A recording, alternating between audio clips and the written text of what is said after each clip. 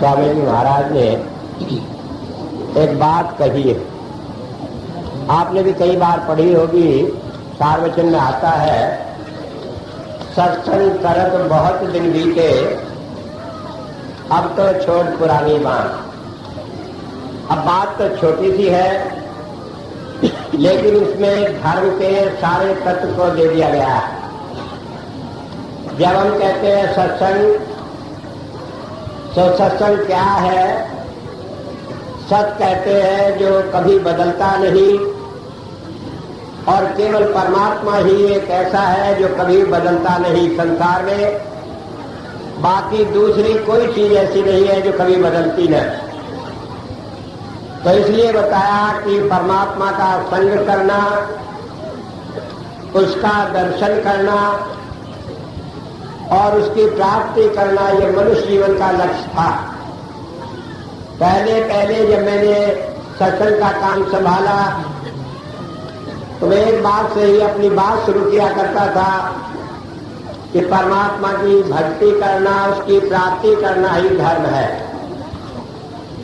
और अपने इस जीवन के 25 सालों में मैंने हर बार यही बताया है कि अगर हम इस जीवन में परमात्मा का दर्शन नहीं करते, उसकी प्राप्ति नहीं करते, उसके साथ नहीं जुड़ते, तो हमने कोई धर्म का काम नहीं किया।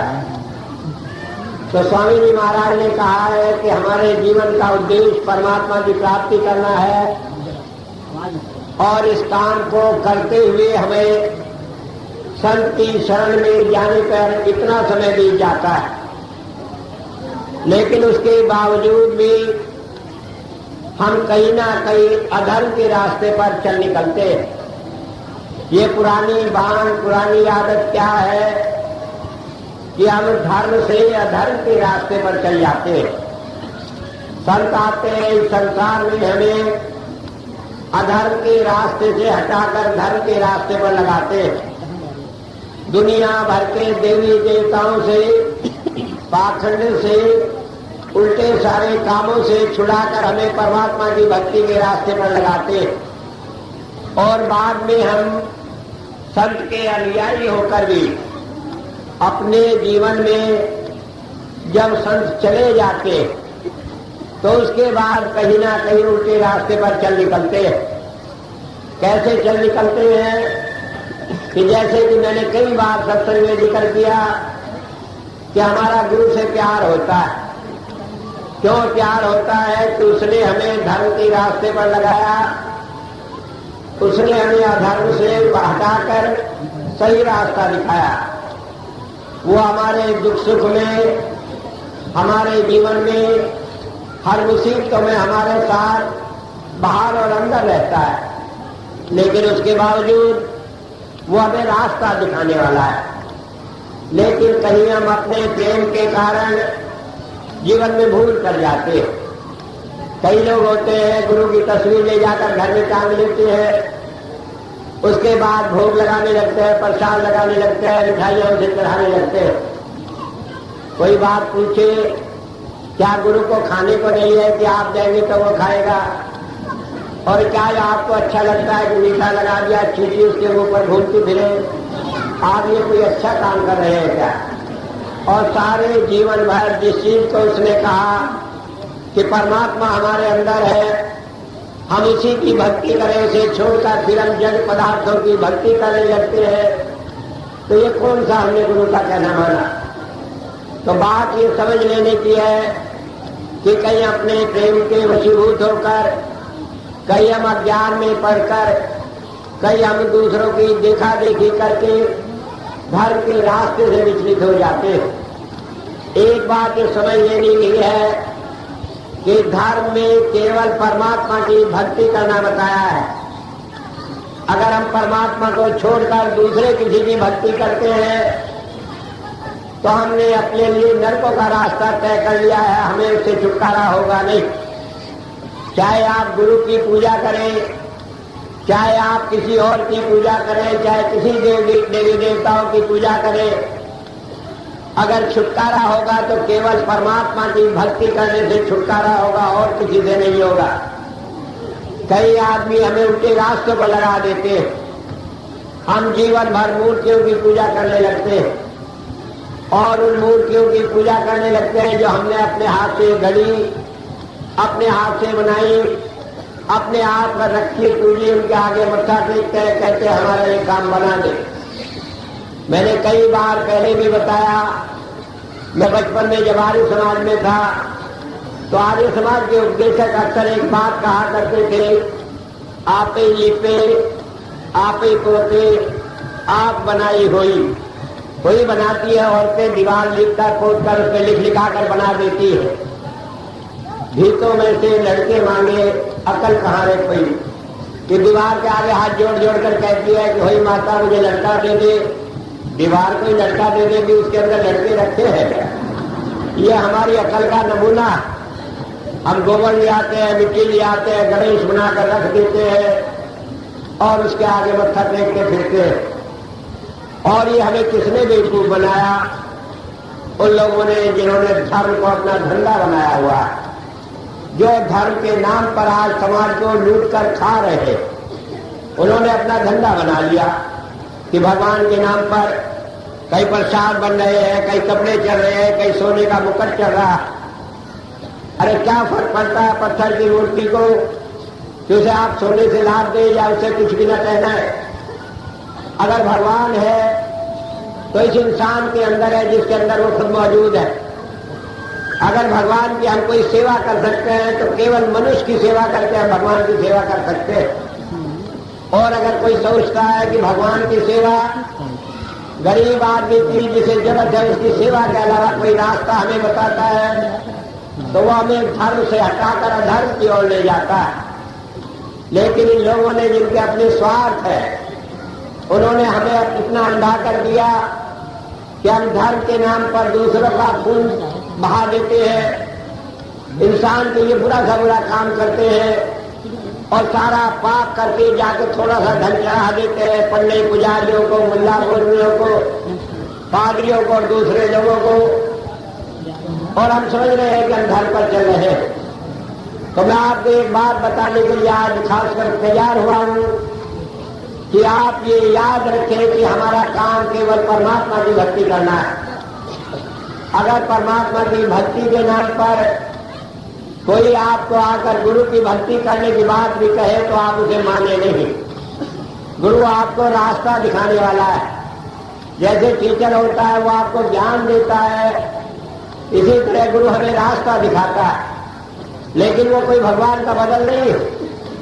ये नहीं होता कि हम गुरु को भगवान मानकर उसकी पूजा करें, क्योंकि हमारी दो आंखें परमात्मा ने दी है, इनसे हम अच्छा बुरा बहुत सारी बातें देखते हैं।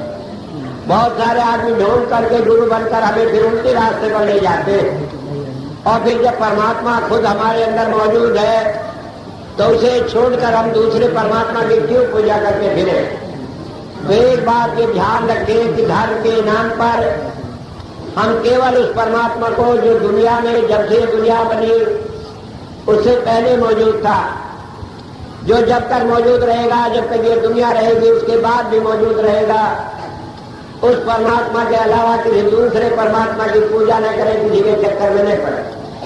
तो जब हम सत्संग की बात करते हैं तो सत्संग एक ही बात कहता है कि हम परमात्मा की भक्ति करें।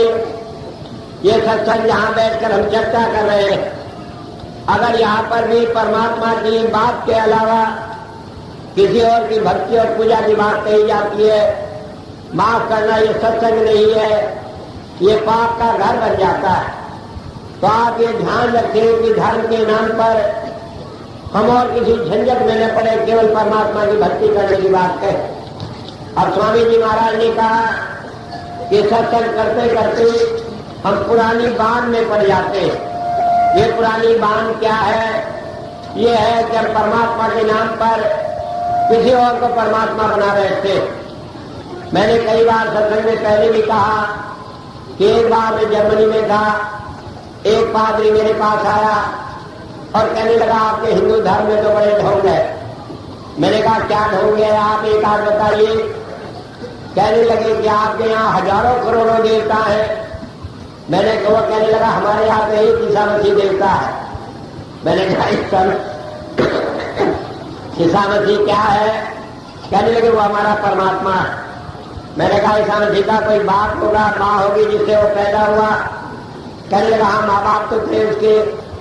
मैंने कहा उसे किसने बनाया? कि परमात्मा ने।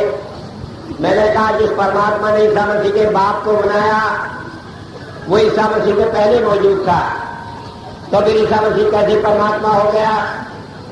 और इसका मतलब है कि ईसा मसीह बाद में हुआ और अपने बाप को उसने पहले पैदा कर दिया, तो इससे बड़ा ढोंग और क्या होगा? तो बात ये समझ लेने की है कि संत आता है वो हमें परमात्मा की प्राप्ति का रास्ता बताता है। हम अपने श्रद्धा भाव से चाहे उसे परमात्मा कह ले, चाहे परमात्मा का प्राप्त कराने वाला कह ले, लेकिन वो परमात्मा नहीं। परमात्मा तो एक है और वो हमारे अंदर मौजूद है। और उसकी पहचान क्या है? मुसलमान भाई कहते हैं खुदा, कि वो खुद आएगा, वो हमारे अंदर अपने आप प्रकट होकर बताएगा कि मैं परमात्मा हूं और वही हमें रास्ता देगा। परमात्मा इस बात का मोहताज नहीं कि हम उसे पैदा करें, हम बनाए, उसकी तस्वीर बनाए, ये रंग रोग लेकर उसे पेंट करें। ये तो केवल मन को समझाने के लिए, जैसे बच्चे को पढ़ाने के लिए ऐसे एप्पल बताया जाता है और एप्पल या सेब का सहारा इसलिए दिया जाता है कि बच्चे की बुद्धि उधर लग जाए। ये प्रतीक समाज में रखे थे और उन प्रतीक का उद्देश्य था कि हम उनके सहारे बात को समझ ले। लेकिन अगर कोई बच्चा 8वीं 10वीं क्लास में आ जाए तो ऐसे एप्पल नहीं करता रहे तो लोग उसे मूर्ख कहेंगे। तो हम इस मूर्खता के शिकार न हो। ये प्रतीक उन लोगों के लिए है जिन्हें अभी समझ नहीं, और उन प्रतीक का हम इसलिए सम्मान करते हैं, उसके द्वारा ना समझ आदमियों को समझ आती है। लेकिन जिन्हें समझ आ गई, जो जानते हैं परमात्मा हमारे अंदर है, वो इस परमात्मा को छोड़कर दूसरे किसी परमात्मा के चक्कर में न पड़े। एक बात ये समझ लेने की है। अब सवाल ये होता है जो परमात्मा हमारे अंदर है, लेकिन हम कैसे जाने अंदर है? कैसे परमात्मा की जो दया है, जो उसका लाभ हमें मिलता है, वो हमारे अंदर रहते हुए परमात्मा का हमें क्यों नहीं मिलता? परमात्मा हमारा पिता है, हमारे अंदर बैठा है और वो देख रहा है संसार में दुखी और परेशान है, तो वो कैसा परमात्मा है, कैसा हमारा पिता है कि हमारे दुखों से द्रवित होकर हमें कोई रास्ता नहीं बताता। और इसका एक ही जवाब है कि जैसे कोई बच्चा हो, वो मेले में अपनी माँ के साथ जाए, माँ अपने पर्स में खूब सारे रुपये रखकर ले जाएगी, बच्चे को सामान खरीदवाएगी, लेकिन मेले में कई बच्चे का हाथ छूट जाता है माँ से, बच्चा मेले में रोता फिरता है, लेकिन माँ का लाभ उसे नहीं मिल पाता। ठीक इसी तरह आज हम अपने परमात्मा से बिछड़ गए, इसलिए संसार में दुखी है। और अगर इन दुखों से छुटकारा मिलेगा तो हमारे अंदर रहते हुए उस परमात्मा से जुड़ जाने से ही मिलेगा। और क्योंकि उससे जोड़ने का साधन संत है, इसलिए हमें संत की शरण में जाने से परमात्मा की प्राप्ति होती है। संत क्यों है? उससे हमें जोड़ने का साधन, क्योंकि उसने खुद परमात्मा को पाया है, और उसने पाया है इसलिए वो हमें भी मिला सकता है। कोई प्रभु प्राप्त योगी ही परमात्मा की प्राप्ति करा सकता है, इसलिए हमें संत की शरण में जाना पड़ता है। अगर कोई आदमी हो जिसने परमात्मा को पाया नहीं, वो दुनिया को ये ढाढ़स बनाए कि हाँ तुम्हें परमात्मा की प्राप्ति करा दूंगा, तो ये बहुत बड़ा ढोंग है। आज धर्म के जितने ठेकेदार हैं उनसे पूछे भाई तुमने परमात्मा को पाया? अगर वो कहे कि नहीं पाया तो उनके पीछे लगकर हम कैसे परमात्मा को प्राप्त कर लेंगे? ये बात समझ नहीं आती। ये बात तो एक अलग बात थी। अब इसमें दूसरी बात है कि मान लो कोई झूठ ही कहते कि मैंने पाया है और उसने न पाया हो तो वो हमें धोखे में डाल देगा। या कोई कहे कि मैंने पाया है तो हम कैसे उसकी बात को सही जाने या नहीं जाने? राम से उन्हें मिले जो कोई, जो ऐसे संत की शरण में आता है वो से परमात्मा की प्राप्ति का तरीका बताता है। और वो तरीका क्या है? कि परमात्मा हमारे अंदर है। वो परमात्मा जो हमारे अंदर है, संत हमारी आत्मा को उस परमात्मा से जोड़ता है। अब जब वो अंदर में जोड़ देता है और जिससे जोड़ता है वो परमात्मा है या कोई और है, इसका निर्णय फिर हमें खुद हो जाता है। क्योंकि हमारे अंतर में बैठा हुआ परमात्मा हमारे मन की हालत को जानता है। जहां जहां हमारे मन में शंकाएं होती है, जहां जहां हमारा मन कहता है ये परमात्मा नहीं हो सकता, वो अंतर में उसी अनुभव को लेकर हमारी बात को पूरा कराता है। और इस तरह से हम जानते हैं कि वो हमारी शंकाओं का निवारण करता है। मुझे याद है, मैंने पहले भी कई बार सत्संग में सुनाया। एक बार मैं और मेरी पत्नी दोनों हजूर के सत्संग में गए हुए थे। एक दिन किसी ने कुछ कह दिया मेरी पत्नी को, वो मेरे से कहने लगी चलो आज तो सत्संग छोड़कर अभी चलकर चाय नाश्ता करेंगे कैंटीन में। मैंने कहा भगवान तुम्हें आज भी क्या सूझी कि सत्संग छोड़कर नाश्ता करेंगे? कहने लगे सत्संग में क्या है, वही रोज महाराज जी की बात तो रोज रखते हैं, कोई बात भी तो कुछ नहीं कहते। मैंने कहा बात जो कहते हैं तो सही, चाहे रोज एक ही बात तो कहे।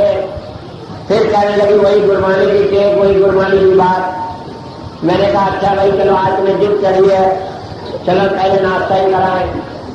थोड़ी देर में महाराज जी स्टेज पर आ गए। उन्होंने अपना सत्संग शुरू किया और उन्होंने रामायण की एक चौपाई बोलकर सत्संग शुरू कर दिया। जब सत्संग शुरू किया तो कहने लगे हम तो जाते भी नाश्ता करने और तो सत्संग सुनेंगे। मैंने कहा क्यों, अभी तो तुम कह रही थी सत्संग नहीं सुनते नाश्ता करेंगे, अब कह रही हो नाश्ता नहीं करते सत्संग सुनेंगे, ये क्या बात? वहां आंखों में पानी भर आई। कहने लगे हम संत को समझते नहीं।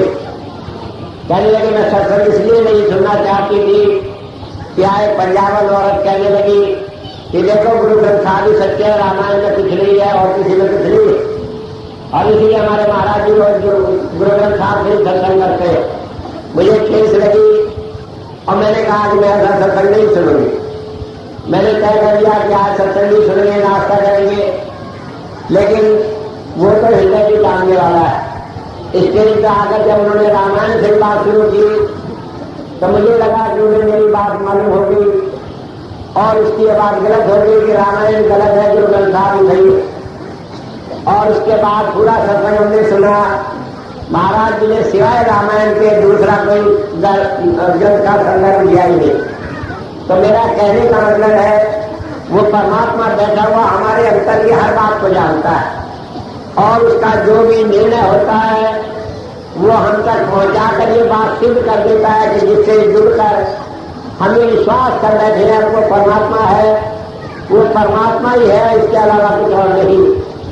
तो मैं तो आपको एक ही बात कहता हूं कि दुनिया में कोई आदमी अगर कहे कि अंतर में बैठे हुए परमात्मा से हम जुड़ नहीं सकते तो मेरे पास आए, मैं फिर जोड़कर उसके साथ उसका विश्वास दिला दूंगा।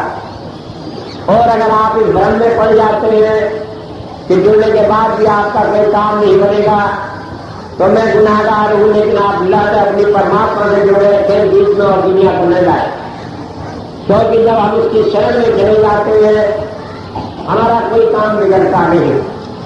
तो इसलिए परमात्मा की भक्ति से ये लोक और परलोक दोनों सुधर जाते हैं।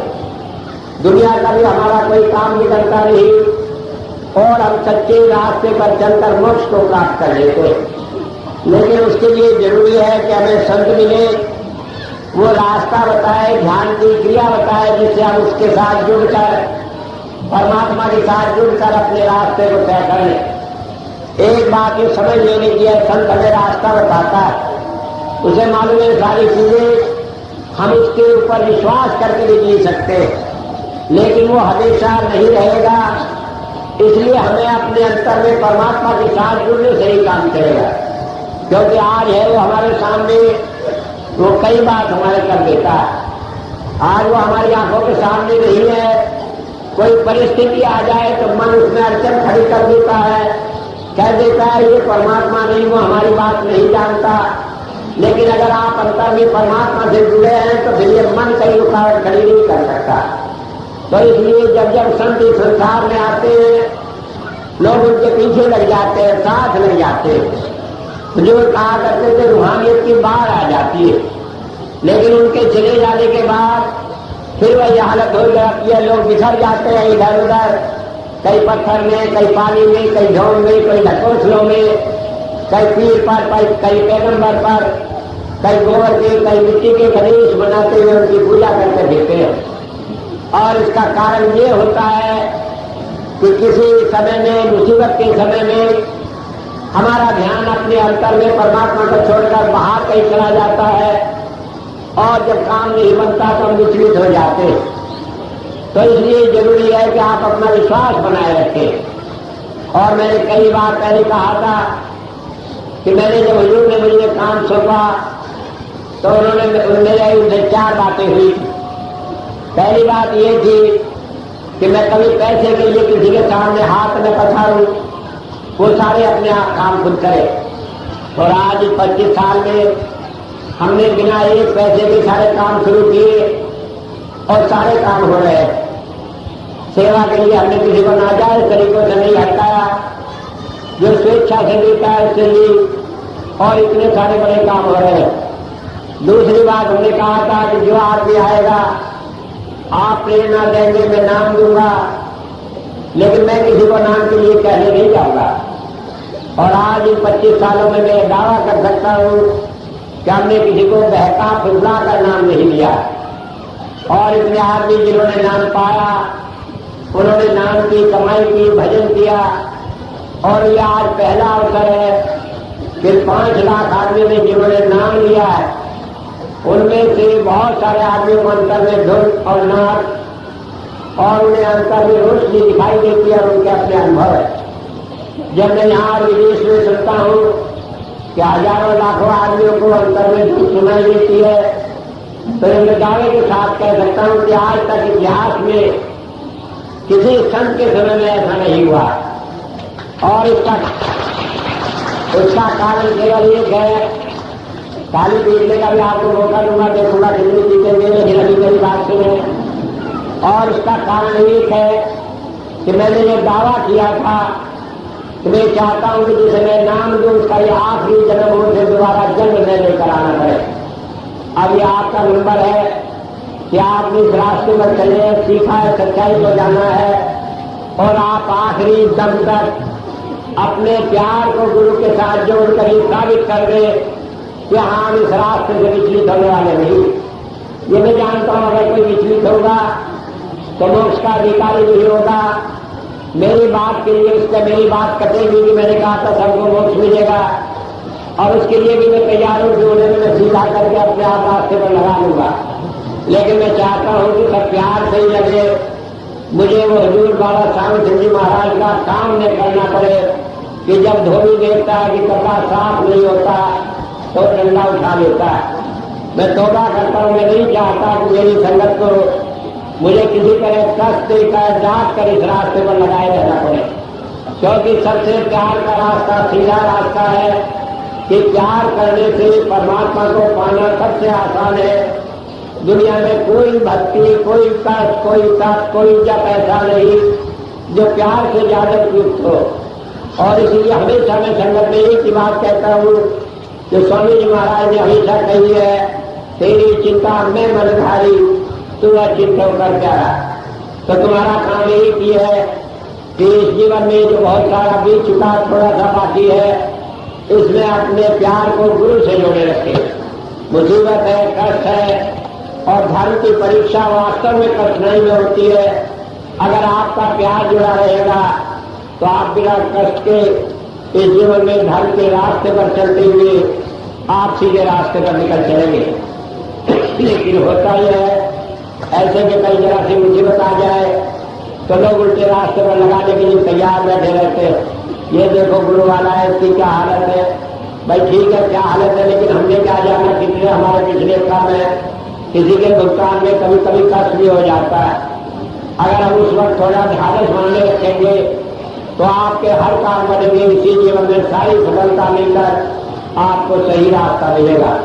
और वही वह घड़ी होती है जब मुसीबत की घड़ी में हम धर्म के रास्ते से कई अधर्म के रास्ते पर चल निकलते हैं। तो इसलिए आप ये विश्वास रखें कि रास्ता आपका सही है। कई आदमी कहते हैं मरने के बाद हमें मोक्ष मिलेगी कि नहीं मिलेगी। हुजूर संत कृपाल सिंह जी महाराज, बाबा साहब सिंह जी महाराज ने खोलकर इस बात को बयान किया। कहने लगे, संत जब किसी जीव को नाम देता है तो उसकी जिम्मेदारी नहीं लेता, फिर काल भी उसका कुछ नहीं बिगाड़ सकता। और हुजूर कहा करते थे कि किसी सत्संग मरते समय देखो, कि जब मरते समय जब देखोगे तो मालूम होगा कि मौत के नाम से लोगों का बड़ा हाल हो जाता है। लेकिन सत्संगी कहता है मेरा गुरु आ गया, और वो खुशी खुशी दुनिया को छोड़कर चला जाता है, उसे जरा भी मौत का गम नहीं होता।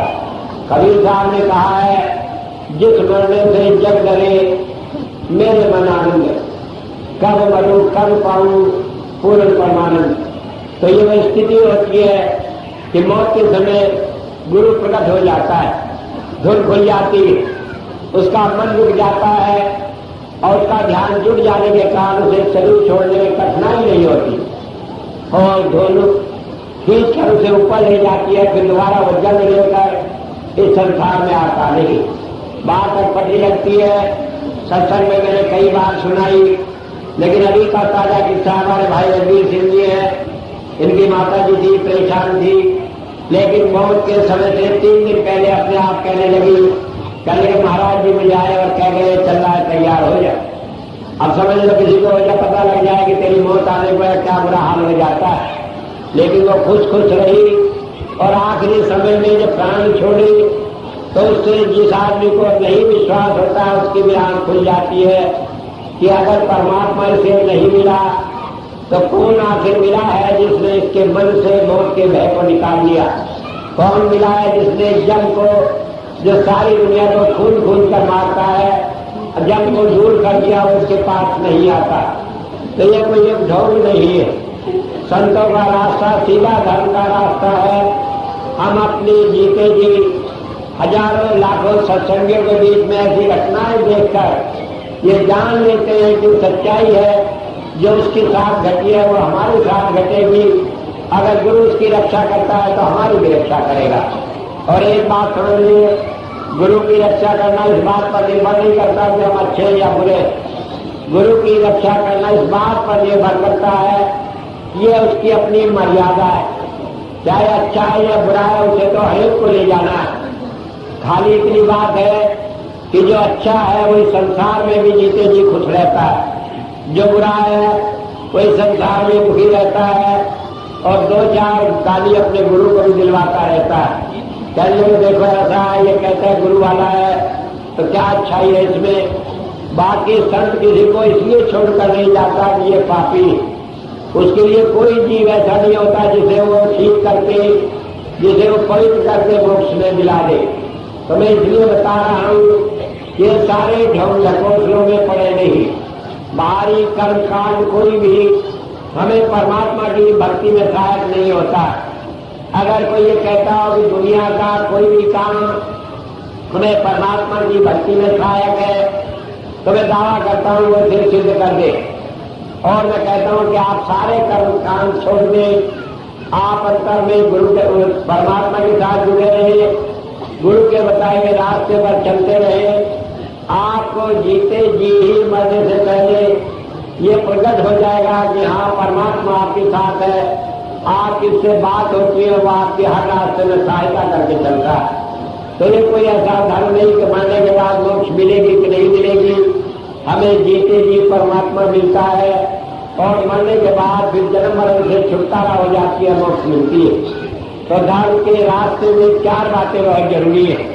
पहली बात यह है कि हम केवल परमात्मा की भक्ति करें, वही हमारा इष्ट है।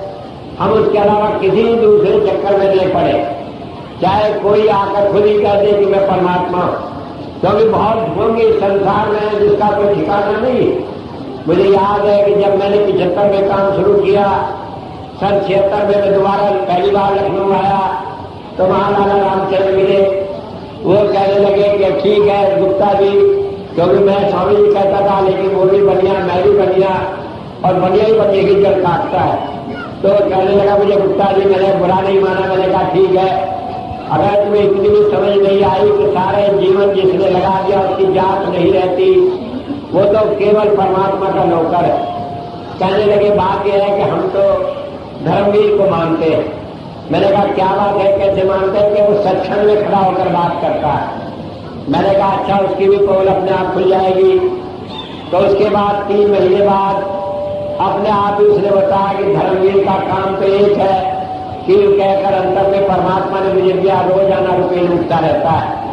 1 महीने 10,000 मांगे, दूसरे महीने 18,000 मांगे और तीसरे महीने जब 25,000 की मांग की तो लाला जी की आंख खुल गई, कहने लगे वो तब ढोंगी है। मैंने कहा तुम ही कहते थे कि वो सचखंड में खड़ा हुआ बात करता है।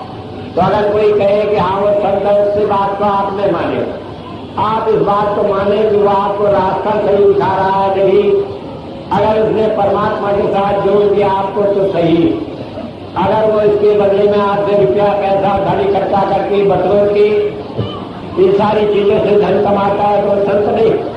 क्योंकि कहा गुरपीर सदाए मन बन जाए ताकि गुरु न लग पाए, कि गुरु बनकर चेले बनाकर जो लोगों से रुपया पैसा लेता है वो ढोंगी है, भिखारी है, भिखमंगा है, उसके पास कभी जा करने लगो।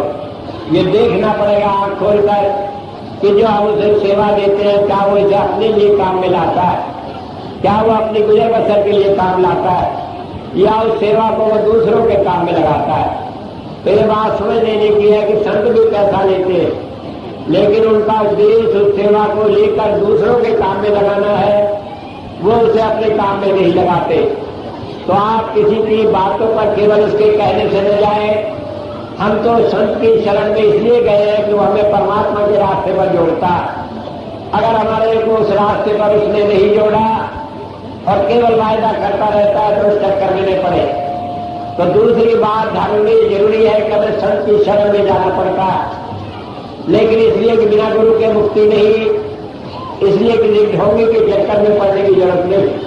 गुरु का काम हमें रास्ता दिखाकर अंतर में जोड़ना है। अगर इसके अलावा दूसरे कामों में, दूसरे झंझटों में डालकर वो अपने मतलब सिद्ध करता है तो गुरु नहीं, संत नहीं। लेकिन गुरु की आवश्यकता है। और तीसरी बात यह है कि हमें अंतर का रास्ता बताता है, वो हमें बाहरी किसी कर्मकांड में, पूजा में, दूसरे झंझटों में नहीं उड़ जाता। ये धर्म का तीसरा सिद्धांत। और चौथी बात यह है कि वो किसी बाहरी कर्मकांड को भक्ति के लिए जरूरी नहीं समझता।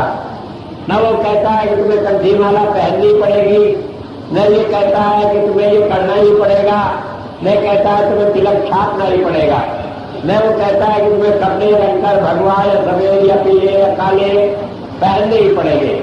कपड़ों से, इन सारी चीजों से कोई ताल्लुक नहीं। वो तो कहता है कि परमात्मा हमारे अंदर है, आत्मा का विषय, आत्मा के द्वारा भक्ति करनी पड़ती है। तो इसलिए मैंने बताया कि 4.5 सिद्धांतों को याद रखें और उसी से धर्म का स्वरूप हमारे सामने रहेगा। अगर हमने से इनमें से कहीं भी एक भूल कर दी तो हम धर्म से विचलित होकर अधर्म के रास्ते पर चले जाएंगे। ठीक है, आज मैं हूं, आपको पकड़ता रहूंगा, रास्ते से जाने नहीं दूंगा।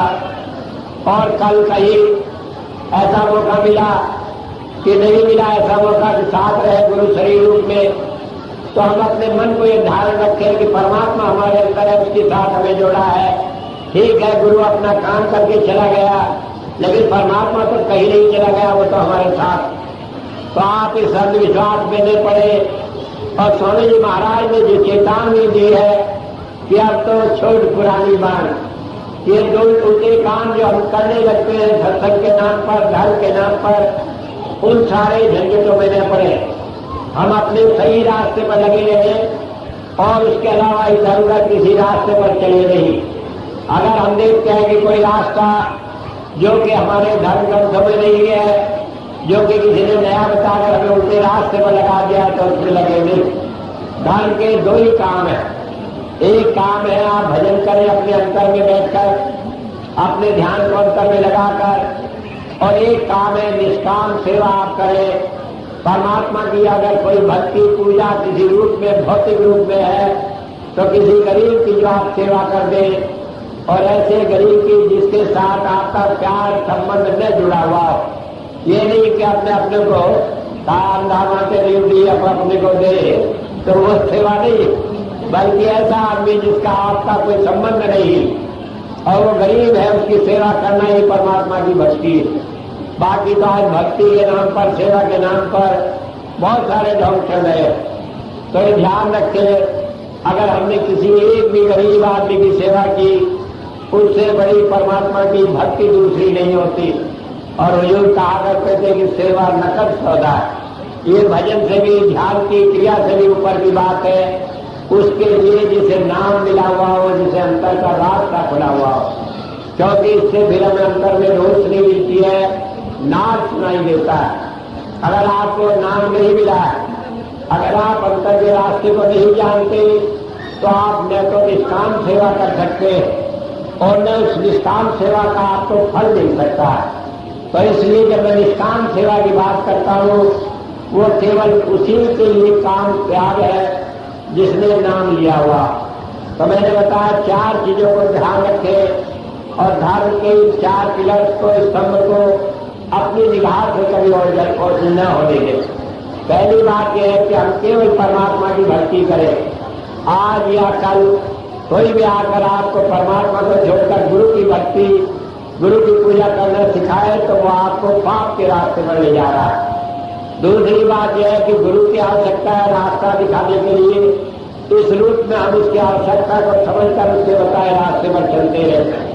भक्ति का तरीका ध्यान की क्रिया के अलावा और दूसरा नहीं, और इस क्रिया को बढ़ाने का निष्काम सेवा ही एक अच्छा रास्ता है।